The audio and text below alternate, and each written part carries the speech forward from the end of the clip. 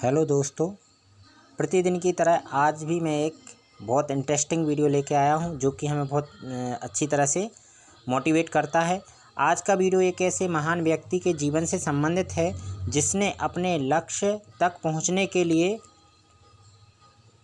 लकड़ियां काटी और अपने घर से 15 मील दूर से पैदल चलकर किताबें लाता और जंगल में जाकर भेड़ों के झुंड के सामने वह भाषण देने की कला को सीखता और लकड़ियां लाकर और लकड़ियों को काटकर उनको जलाकर उनकी आग के उजाले से वह पढ़ाई करता और कई लोगों को हंसी का पात्र भी बना।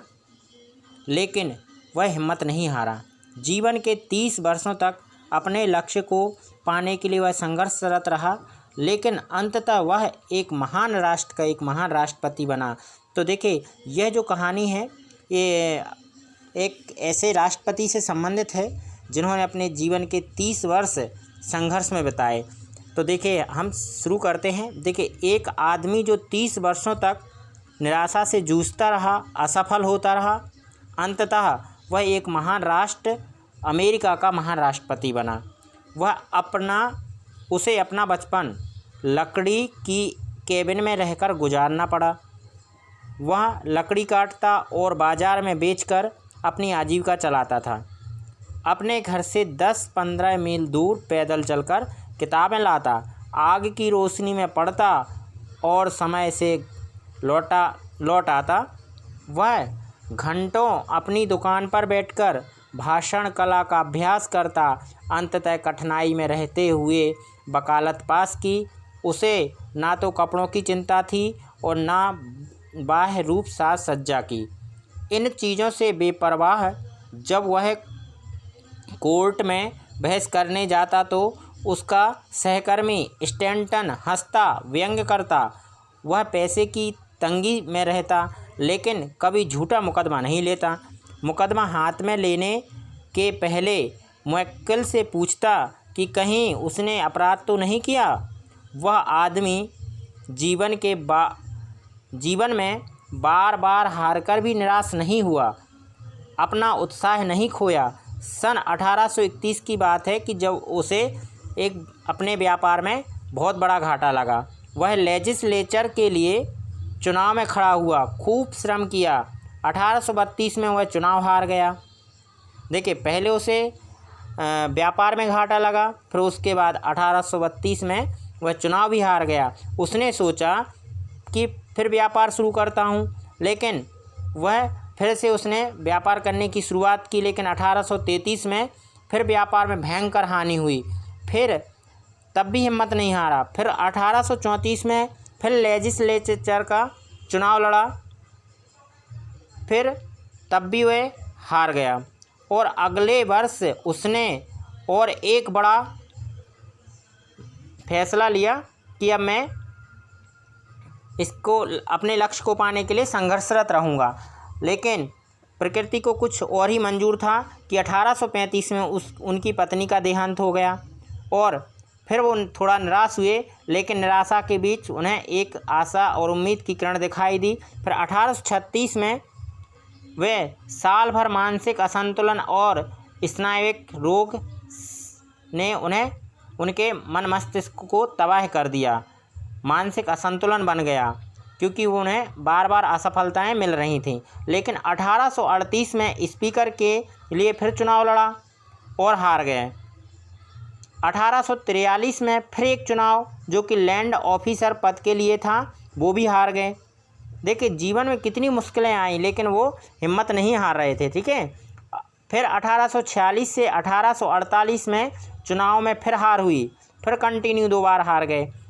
उसने हिम्मत नहीं हारी, उत्साह नहीं कम किया। फिर सीनेट के सदस्य के लिए चुनाव लड़ा, लेकिन हाय, भाग्य ने फिर धोखा दे दिया। 1856 में वह राष्ट्रपति पद के लिए खड़ा हुआ तो फिर भी हार गए। वह हारता रहा, लेकिन हिम्मत नहीं हारी। 1858 में फिर सीनेट के लिए खड़े हुए और इस वर्ष भी वह हार गए। 1860 में पूरी हिम्मत से राष्ट्रपति पद के दावेदार के रूप में खड़े हुए और अजीब आश्चर्य की बात है कि जो छोटे सभी चुनाव में हारता रहा वह भला राष्ट्रपति के चुनाव में कैसे जीतेगा। लोग ऐसा ही सोचते, लेकिन महान आश्चर्य की बात यह है कि इस बार वह हारा नहीं लेकिन जीत गया। वह जो लोग उसकी बेढंगी पोशाक की हंसी उड़ाते थे, उन्हीं साथियों में से एक स्टैंटन को उसने अपना सचिव बनाया, जो उनकी हमेशा क्रिटिसाइज करता रहता था। उसने अपना निजी सचिव बनाया उसके लिए।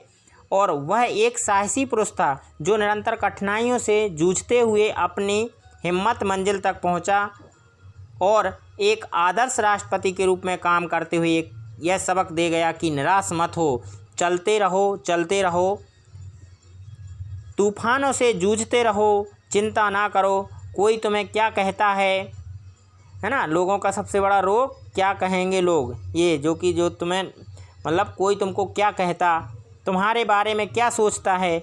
यदि मन से सच्चे हो, कठिनाइयों में धैर्य और साहस रखते हो तो कोई बाधा तेरी राह नहीं रोक सकती। वह महापुरुष कोई और नहीं, अब्राहम लिंकन थे। तो इस प्रसंग से हमें यह शिक्षा मिलती है कि जीवन में कितना भी संघर्ष हो और जितना बड़ा संघर्ष होता है उतनी बड़ी ही सफलता मिलती है। और हमें संघर्ष, लगन व धैर्य से दुनिया के बड़े से बड़े लक्ष्य को हासिल कर सकते हैं।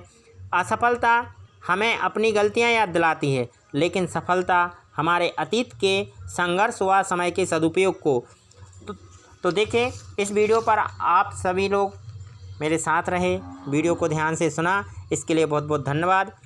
और मेरे इस वीडियो को लाइक कर दें और ज़्यादा से ज़्यादा शेयर करें ताकि यह मोटिवेशनल वीडियो और लोगों तक पहुंच सके, जिससे वो भी मोटिवेट हों और वो भी अपनी हिम्मत ना हारें और अपने लक्ष्य को पाने के लिए संघर्षरत रहें। और जिन्होंने अभी तक इस चैनल को सब्सक्राइब नहीं किया है तो सब्सक्राइब भी कर दें, साथ में ऊपर जो बेल आइकन का बटन है उसको भी दबा दें ताकि जो मैं नेक्स्ट वीडियो अपलोड करूं तो आपको आसानी से उसका नोटिफिकेशन प्राप्त हो जाए। धन्यवाद।